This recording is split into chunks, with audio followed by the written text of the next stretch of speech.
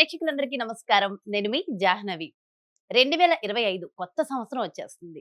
సాధారణంగా మన తెలుగు వాళ్ళందరికీ కొత్త సంవత్సరం అంటే ఉగాది. కానీ మనందరం కూడా ఈ నెల ఎలా ఉంది? అసలు ఈ మాసం ఎలా ఉంది? మనకని చూసుకుంటూ ఉంటాం. అలాగే ఈ సంవత్సరం ఎలా ఉంది? అని తెలుసుకోవాలని అందరం అనుకుంటూ ఉంటాం గదా!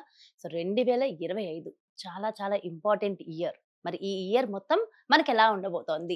డీటెయిల్డ్‌గా మనకు ఎక్స్‌ప్లెయిన్ చేయడం కోసం మనతో ఉన్నారు ప్రముఖ జ్యోతిష్య వాస్తు పండితులు, జ్యోతిష్య వాస్తు శిక్షణ నిపుణులు, లలిత ఉపాసకులు, బ్రహ్మశ్రీ నానాజీ పట్నాయక్ గురువు గారు.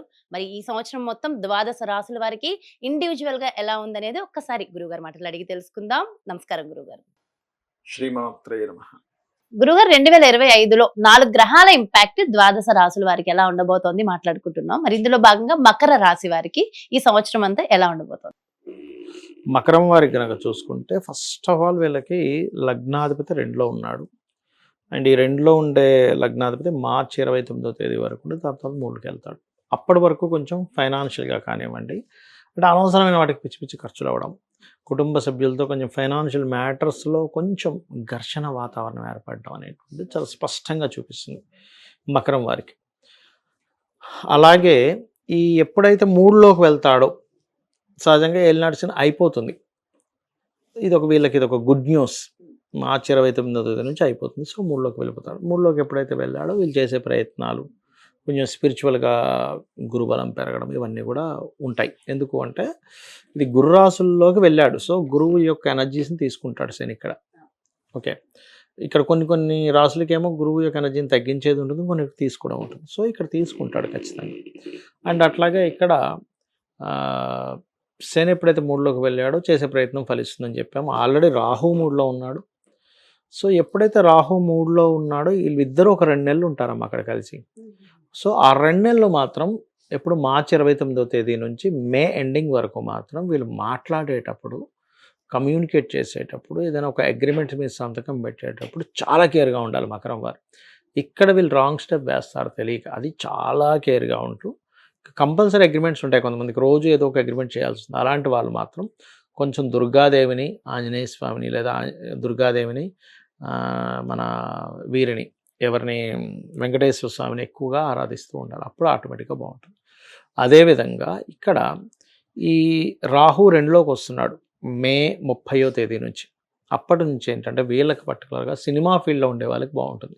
Cinema field, scanning related diagnostic centres నడిపేటువంటి వారికి, లేకపోతే ఎనీథింగ్ ఛాయా సంబంధంగా ఉండేవి, ఎక్స్రేస్, లేకపోతే ఆన్లైన్లో క్లాసెస్ చెప్పేటువంటి వారికి, ఆన్లైన్ రిలేటెడ్ ఫైనాన్స్, అంటే ఏదైనా వస్తువు అమ్మకం కొనుగోలు చేసేటువంటి వారికి, విదేశీ ఇంపోర్ట్ ఎక్స్పోర్ట్ ద్వారా ధనం సంపాదించే వాళ్ళకి 2లో రాహు చాలా మంచివాడు. అంటే వాటి మూలంగా డబ్బులు వస్తాయి. ఏదైనా విదేశీ సంబంధించిన ధనాన్ని ఇస్తాడు ఇక్కడ. రైట్, ఇప్పుడు ఇక్కడ ఈ మకరం వారికి అష్టమకేతు సంచరిస్తుంటాడు 2లో. ఎప్పుడైతే రాహు సంచరిస్తుంటాడు మే 30 నుంచి. మే 30కి ముందు వరకు కూడా ఎలా ఉంటుందంటే వీళ్ళు ఎంత క్షేత్ర దర్శనం చేసుకుంటే అంత మంచిది. పూర్వజన్మ కర్మ బ్లాక్స్ క్లియర్ అవుతాయి. సో మకరం వారు మే 30వ తేదీ వరకు వీలున్నప్పుడల్లా క్షేత్రానికి వెళ్ళిపోవాలి. ఎంత క్షేత్రాలు ఎదురుగుతుంటే అంత మంచిది. కాకపోతే ఇక్కడ 9th హౌస్లో కేతు ఉన్నప్పుడు తెలియకుండానే గురువుల నుంచి క్షేత్రాలకు వెళ్తే మంచిది. బట్ గురువుల నుంచి, తండ్రి నుంచి కొంత తెలియని ఒక చిన్న చిన్న ఎడబాట్లు వస్తూ ఉంటాయి. బట్ ఎప్పుడైతే అష్టమంలోకి వచ్చాడో కేతువు, ఇక్కడ మాత్రం మీరు కొంచెం పైల్స్ ప్రాబ్లం ఉన్నవారు, ఇండైజెషన్ ఇష్యూస్ ఉండేవారు కొంచెం జాగ్రత్తగా ఉండాలి. కొంచెం ఏదైనా ఫుడ్ తినేటప్పుడు కొంచెం చూసుకొని తినడం కానివ్వండి. అండ్ అలాగే పూర్వీకుల ఆస్తి, తాతగారు ఆస్తికి సంబంధించిన విషయంలో చిన్న చిన్న చికాకులు రావడం ఇట్లాంటివి జరుగుతూ ఉంటాయి వీరికి. ఇక అదేవిధంగా గురువు 5లో ఉన్నాడు. ప్రజెంట్ 5లో ఉన్నప్పుడు ఏంటంటే వ్యాపార లాభాలు ఇస్తాడు, ఎందుకంటే లాభస్థానాన్ని చూస్తున్నాడు కాబట్టి. బట్ ఎప్పుడైతే 6లోకి వెళ్తాడో లీగల్ రిలేటెడ్ ఇష్యూస్లో కొంచెం జాగ్రత్తగా ఉండాలి మకరం వారు. అనవసరంగా ఇవి పెట్టుకోకూడదు.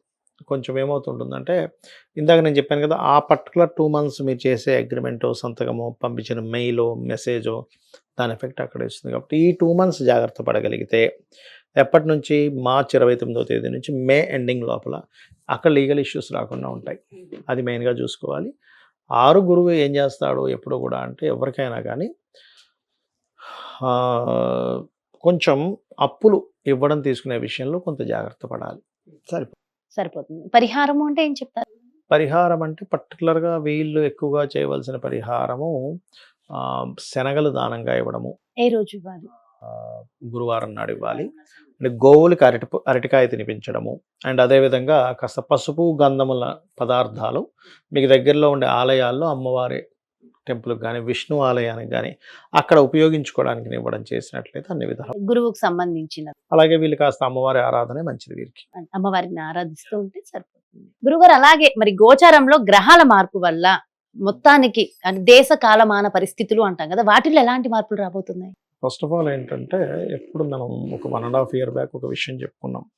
కుంభరాశిలోకి శని ఒక రెవల్యూషన్ తీసుకొస్తున్నాడు బిజినెస్ స్టాటిస్టిక్స్లో అని, బిజినెస్లో. అది మనకి చూసుకున్నట్లయితే 30 years బ్యాక్ కంప్యూటర్ ఒక దీంట్లోకి తీసుకొచ్చాడు, ఇప్పుడు ఏఐని తీసుకొచ్చాడు. అలాగే ప్రతి రాశిలోకి వెళ్తున్నప్పుడు ఒక ఫలితాన్ని ఇస్తూ ఉంటాడు. ఈ శని మీనంలోకి ఎంటర్ అవుతున్నాడు. మీనంలో ఆల్రెడీ రాహు ఉన్నాడు. ఫస్ట్ 2 months మీన రాశిలో శని రాహులు కలిసి ఉంటారు. అదిగాక 2025 ఈజ్ 9 నెంబర్. మనకి ఇప్పుడు నడుస్తుంది క్రోధినామ సంవత్సరం. 9 నెంబర్ ఎంటర్ అవుతున్న ఇయర్ ఉన్నందుకు విశ్వవసు నామ సంవత్సరం వచ్చే వరకు కొంచెం యుద్ధ వాతావరణం కానివ్వండి, గొడవలు కానివ్వండి కొంచెం పెరుగుతుంది. సో 3 నెలల పాటు, ఒక 5 months పాటు, మే వరకు ఆల్మోస్ట్. అందులో పర్టికులర్గా స్టార్టింగ్ 3 months ఎక్కువ ఉంటుంది దాని ఎఫెక్ట్. అయితే ఈ స్టార్టింగ్ 3 months కూడా ఎప్పుడైతే మనకి ఈ 2 months దాదాపుగా అంటే ఇప్పుడు మనకి మార్చి 29 నుంచి మే వరకు అంటే 2 months, 3 months కాదు 2 months మాత్రం ఈ శని రాహుల్ మేనంలో కలిసి ఉన్నప్పుడు ఈ టైంలో కొంచెం ఏదైనా తెలియని ఒక రోగం లాంటిది, కొంచెం హెల్త్ రిలేటెడ్ లాంటివి కొంచెం ఎంటర్ అవుతాయి. ఆ ఎఫెక్ట్ కొంత ఉంటుంది. కోవిడ్ ఎప్పుడైతే ఎఫెక్ట్ ఉందో అలాంటిది కొంత ఎంటర్ అవుతుంది. అదొకటి. రెండవది నేను చెప్పేది ఒకటే, ఈ శని మీనంలోని మేషంలోని సంచారం జరిగేటప్పుడు ఈ 5 years పాటు, అందులో పర్టికులర్గా శని ఎప్పుడైతే మీనంలో సంచరిస్తుంటాడో కొంచెం ధర్మ సంబంధించిన విషయాలకి అయ్యో ఏంటి ఇంత ఇట్లాంటిది జరుగుతుందా అనేది ఒకటి, లేదా గవర్నమెంట్ కొన్ని నిర్ణయాలు తీసుకోవడానికి, కొన్ని క్యాపిటల్స్ కొన్ని మార్చడానికి యోగిస్తుంది. ఓకే, ఈ శాటర్న్ వల్ల. రెండవది ఏంటంటే ఈ శాటర్న్ ఎప్పుడైతే మనకి మీన మేష రాశుల్లో సంచరిస్తున్నప్పుడు ఈ 5 years మనకు చూడండి, బయట మనం వింటూ ఉంటాం అప్పుడప్పుడు వీళ్ళు ఏదో చిల్లంగి చేశారు, బ్లాక్ మ్యాజిక్ చేశారు, ఇట్లాంటివి వింటూ ఉంటాం కదా. నెగటివ్ ఎనర్జీస్ పెరిగే టైం అంటారు దీన్ని. అందుకని ఎవరికి వారు ఒక అనుష్ఠానం చేసుకోవాలి. ఇప్పుడు మనం ఏదైతే మేషంలోకి ఎంటర్ అయ్యే లోపల ఎవరికి వారు ఇండివిజువల్గా ఒక సొంతంగా స్టార్ట్ చేసుకోవాలని మనం చెప్పుకున్నాం లాస్ట్ టైం, ఒక 1.5 year ఏజ్ ఆ టైంలో వీడియోస్లో. మేషంలో ఎంటర్ అయ్యే లోపల. అలాగే నేనేం చెప్తానంటే ఈ మీనంలోకి ఎంటర్ అయ్యే లోపలే, మార్చి 29 లోపలే ఎవరైనా గురువుల దగ్గరగా తీసుకోవడం, ఏదైనా మంత్రం కానీ లేకపోతే మీ అంతటి మీరుగా ఓం నమో నారాయణ, విష్ణు భక్తులు అనుకోండి ఓం నమో నారాయణ రోజు ఒక 1/2 hour చేయండి. లేదా వెంకటేశ్వర స్వామి భక్తులు ఓం నమో వెంకటేశాయ ఒక అరగంట చేయండి. లేదు అంత టైం లేదు, కనీసం పొద్దున ఒక 15 నిమిషాలు, సాయంత్రం ఒక 10, నాకు బాగా టైం ఉంది 1/2 hour చేయండి. దీని అనుష్ఠానం రెగ్యులర్గా. లేదు అమ్మవారి భక్తులు మొత్తం అమ్మవారి మంత్రం అవన్నీ రావాల్సిన పని లేదు. శ్రీమాత్రే నమః చేసుకుని జపమాలు తీసుకుని శ్రీమాత్రే నమః, శ్రీమాత్రే నమః, శ్రీమాత్రే. ఇది ఏం చేస్తుందంటే శని మీన మేషరాశిలో సంచరించేటప్పుడు వచ్చే నెగటివ్ ఫోర్సెస్ ఏవైతే ఉంటాయో ఈ నెగటివ్ ఫోర్సెస్ మీ కుటుంబం మీద కానీ మీ మీద కానీ ఎఫెక్ట్ చూపించదు, ఒక రక్షణ కవచంగా నిలబడుతుంది. రెండవది ఏంటంటే ఈ రాశుల్లో సంచరించేటప్పుడు ఇట్లాంటివి పెరుగుతాయి, నెగటివ్ ఎనర్జీస్ పెరుగుతాయి సహజంగానే, ఇది విశ్వం మొత్తంలో కూడా. అందుకని మీకు గురువులు తెలుసు, గురువుల ద్వారా ఇతని బీజాక్షర మంత్రాలు తీసుకొని చేయొచ్చు. లేదు అవేమీ తెలియదు, నామస్మరణ, విష్ణు సహస్రనామాలు, లలిత సహస్రనామాలు, లేకపోతే శివ స్తోత్రాలు ఏదో ఒకటి, శ్రీరామనామ రామేతి రమో రామే మనోరమే సహస్రనామ తత్తుల్యం రామనామ వరానని 3 సార్లు చదివితే విష్ణు నామ సహస్రం చదివిన. అంటే అది ఎవరికి టైం లేని వాళ్ళు చదువుతారు. టైం ఉన్నా కూడా నేను 3 సార్లు చదువుతాను శ్రీరామనామ రామేతి రమే రామే మనోరమే సహస్రనామ తత్తుల్యం రామనామ వరానని అనుకుంటే అయిపోతుంది. అస్సలు టైం లేక, ఓపిక లేక, ఒంట్లో ఓపిక సరిపోవట్లేదు అన్నప్పుడే, అందరికీ కాదు అది, రైట్, అదొకటి. అయితే ఇక్కడ ఇదొకటి. అంటే ఇంకోటి ఏంటంటే కొంచెం ఈ ఫైనాన్స్ రిలేటెడ్ సంబంధించిన విషయంలో కొన్ని మార్పులు చేయబోతుంది ఈ గ్రహస్థితుల వల్ల అనేటువంటిది నాకు తెలుస్తుంది. మీనమేషాల్లో సంచరించేటప్పుడు ఈ శని, ఇది గవర్నమెంట్ గతంలో అప్పుడు ఒకసారి మనకి మనీ ఇది వచ్చింది చూసారా, అట్లాంటిది కూడా కొంచెం, ఎందుకంటే ధన సంబంధించిన రాసులు ఇవి. Okay okay. కొన్ని సో నోట్స్ బ్యాన్ అయ్యే అవకాశం, బ్యాన్ అనే లేకపోతే కొన్ని నియమాలు మార్చుకోవడం కానీ, కొన్ని ఏదో కొత్త ఇది తీసుకొస్తుంది కొత్త మార్పులు అయితే రాబోతుంది అనమాట అక్కడ. అదొకటి చూసుకోవాలి మనం. అది మెయిన్గా డిమానిటైజేషన్. సంబంధించినవి కొన్ని, అంటే డిమానిటైజేషన్ అని కాకుండా ఇంకేదైనా డిజిటల్గా ఇంకేదైనా కొత్త రూల్స్ తీసుకురావడము, డిమానిటైజేషన్లో కొన్ని నోట్లు, పెద్ద నోట్ల విషయంలో కొన్ని మార్పులు తీసుకురావడము జరుగుతుంది ఈ ఈ యొక్క శని రాహు ఈ ప్రభావం వల్ల. అదొకటి మెయిన్గా చూసుకోవాలి. అండ్ రాజ్యము అంటే మనకి ఇప్పుడు ఈ 2025లో ఎప్పుడైతే ఈ 9 నెంబర్ 2025కి ఎఫెక్ట్ ఇస్తుందో, ఇప్పుడు క్రోధినామ సంవత్సరానికి కుజుడు అధిపతి, ఈ 9 నెంబర్ కుజుడు అధిపతి. సో మే వరకు నెంబర్ వచ్చి యాడ్ అయింది ఇక్కడ. అందుకని కొంచెం ఈ సరిహద్దుల్లో మిలిటరీ వాళ్ళు, కొంచెం ఈ పోలీసుల మీద ఎఫెక్ట్ ఎక్కువ ఉంటుంటుంది. వీళ్ళు పోరాడాల్సిన పరిస్థితి వస్తూ ఉంటుంది. అలాగే దీంతో పాటు ఎప్పుడైతే విశ్వవసు నామ సంవత్సరం వస్తుందో అక్కడ నుంచి మళ్ళీ చాలా మటుకు కూల్ అవుతుంది, విషయం కొంచెం కూల్గా అవుతుంది.